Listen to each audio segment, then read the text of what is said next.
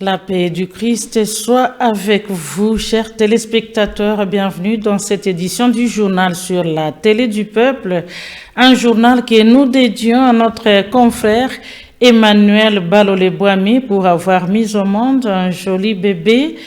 La mère et l'enfant se portent bien. Félicitations, chers confrères. 19 jeunes au Sud Kivu rejoignent l'armée révolutionnaire congolaise motivés par la vision de l'AFCM 23. Ils ont été présentés au gouverneur de province du Sud Kivu, Patrick Nchombo, le week-end dernier et ont affirmé vouloir servir la nation à travers l'armée. Les détails dans ce reportage. 19 jeunes originaires des différents territoires de la province du Sud Kivu ont rejoint les rangs de l'armée révolutionnaire congolaise, ARC en sigle. Ils ont été officiellement présentés le samedi 12 juillet 2025 au gouverneur des provinces, Patrick Nchombo Boussoubouangoui. Selon les déclarations des nouvelles recrues, leur engagement est volontaire et motivé par le souhait de servir la nation ainsi que par leur adhésion aux idéaux défendus par l'AFC M23. Alexi Amani Taitunda nivo mkaaji wa Katana. Nimekamata hii maamuzi ya kuingia kwa jeshi ya AFC kwa kutumikia nchi yangu na niunge kwa kuwa mikono na mimi niwe pamoja nao, niwe katikati yao. Hakuna mtu yeyote ambaye amenisukuma.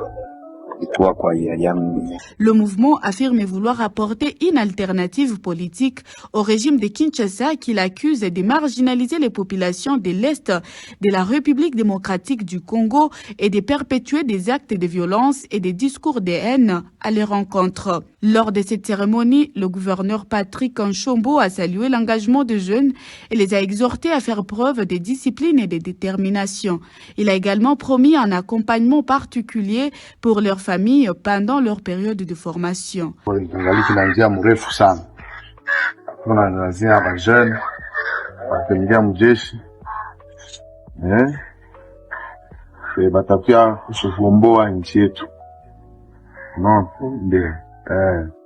Ya muhimu ni deja volonté ya mnakamata na bandugu wetu, tutabasaidia, tutabasupport.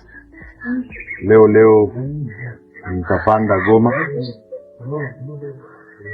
vile muvende bandugu wengine beko pale, vijana wengine beko pale.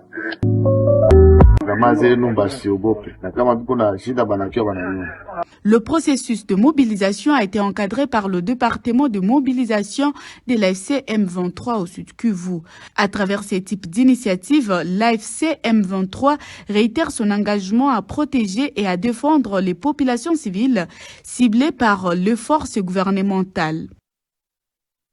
Le maire de Goma, Katembo Ndalieni Julien, salue le phénomène 40 voleurs qui disparaît progressivement au quartier Mugunga. L'autorité urbaine l'a reconnu ce mardi 15 juillet lors de la sensibilisation de l'équipe de coordination provinciale de mobilisation et recrutement de l'AFCM 23. À cette circonstance, le maire a condamné le système de règlement de compte et les menaces dont sont victimes certaines personnes suivant ses propos. Fini 40 voleurs. 40 voleurs, ça appartient à l'histoire. Kila mtu ni témoin. Lakini kuna bakia vile vumaposho wa mata isolé nayo pamoja na jeshi na ekipe yetu tuko nayo hapa, tuko naweka nguvu kusudi ile nayo iishe. Yenye nitaongelea kuhusu usalama ni vitu viwili, ni probleme ya reglement de compte, kulipisha kisasi, paske ndio jina baki. Mtu anakukopesha pesa Unakia kwake huko na shida, mtoto anagonjwa wala mtoto kumlipia masomo, unakuwa unaomba pesa ya échanger. Anakupatia 2000, anakupatia $1000 ya riba yenyewe itakuwa na sala na pesa. Wakati unakosa kulipa ile pesa yake, unamletea babandi, banampiga masasi kusudi ile pesa ishe pale. Ndio wenyewe tunatulelea huko. Sasa hii shida tunataka kuambia nye population, hii kitu kinapashwa nyamaza, kinapashwa isha. Menace zinakuwa mingi. Kama unapata menace, watu wanakuya wanakumenase. Tuko na services za renseignement kuambia quartier kupeleka ku commune au ikupeleka ku service yetu ya renseignement au ikupeleka ku mairie, tuone kama watu wenyewe biko na menace watatafutwa namna gani. Zamani wakati gouvernement ilikuwa hapa, service ya renseignement ilikuwa naita ANR, Agence Nationale de Renseignement. Si ile haikwake tena, mtu akakuya kwa aseme ni ANR, ule ni bandi. Yeye tunayua ni DC, Département de Sécurité et Renseignement. Tunasikilizana, ile ndio tunayua, lakini ANR si kwetu hai.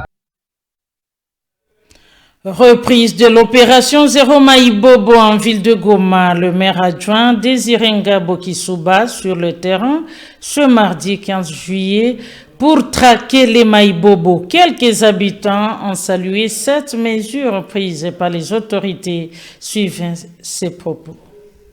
Responsabilité ya kwa parents. Sasa mmoja mpaka wa Maïbobo c'est pas bien.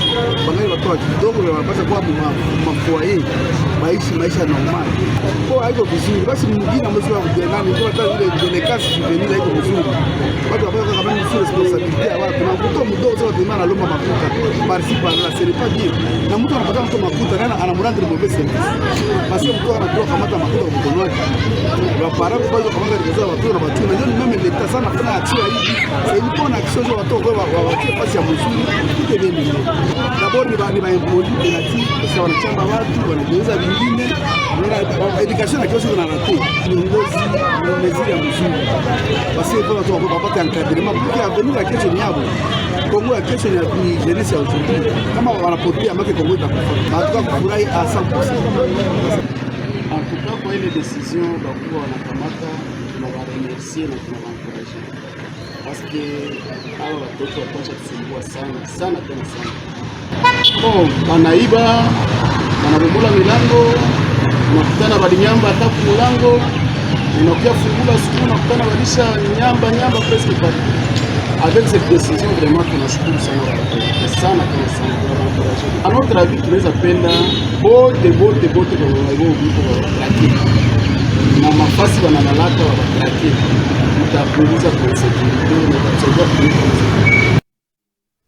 La cité de Kiwanja en territoire de Rutshuru est actuellement calme et sécurisée grâce à la cohabitation pacifique favorisée par l'AFCM 23. Les propos sont de l'administrateur du territoire de Rutshuru, Prince Mpabou Kandogutse, lors de la messe de confirmation dite par l'évêque du diocèse de Goma, Monseigneur Willy Ngumbi Ngengele à Kiwanja. Suivons les propos de l'administrateur du territoire de Rutshuru. Wakati gavumenti ya Kinshasa ilikuwa ikiongoza mahali hapa, mambo ya ukabila ilifikia hata na wakati wa ndugu wa katie ya Mabungo wakiongea lugha pengine wanasema Kinyarwanda, lakini nadhani tunasema ni Kinyarwanda. Yaani na katika katia ya Buturande wakiongea lugha ya Kinande, ya Kira. Ilifikia wakati kulikuwa mzozo katika hii mdini na kukakuwa shuki na chacho ambayo ilichochelewa na gavumenti ya Kinshasa na watu wakakamatiana mipanga. Lakini leo tunashukuru Mungu kwa sababu kutoka chama cha SM23 tumefika mahali hapa. Watu wamesahau kukua Wanande na watu wamesahau kukua Wahutu, na sasa watu wote wameishi wakipendana na wote wakiangaliana sawa Wakongomani. Hatujui warefu, hatujui wanaokuwa na pua, hatujui wanaokuwa wafupi, hatujui hiyo yote. Kongo ni nchi tajiri, na utajiri wetu hapa Kiwanja na katika teritoria yetu ya Rutshuru, utajiri wa kwanza ni kwa sababu sisi sote tunaishi ndani tukiwa makabila tofauti. Un tremblement de faible magnitude a été ressenti la nuit du 14 juillet vers 22h59 dans le lac Kivu. Confirmation de l'Observatoire volcanique de Goma, OVG en sigle, comme l'a révélé ce mardi 15 juillet le sismologue Arsène Sadi qui suivait ses propos. Na ile tremblement de terre ilikuwa ya magnitude ya 2.44 gisi inaonekana hapa, na ilikuwa lokalize mlaki yetu hapa chini makorodone hapa, ilikuwa un peu moins profond juu ilikuwa ku 5 km de profondeur. En termes ya makonsequence, batu wanaweza jiapeze juu haiko ya maintensite mingi wala ya magnitude ya mrefu juu ya kubomola manyumba manini, donc batu wakuwa apeze ni tuma tremblement zinakuwa kature kila mrejo yenye tukwamo. Ni tremblement de terre yenye ko tectonique ilikuwa deja mu lac njo kwenye kwa localize, me haiko kule ku volcan ndani, me ilikuwa njo mu lac ya lac Kivu, na hakuna danger jusque là. Na leo hakuna kwenye tuliona banaonyesha ma destruction, donc ni magnitude ya kidogo 2.4 ni kidogo, na zingine zinaweza kufanya madega mingi mrejo.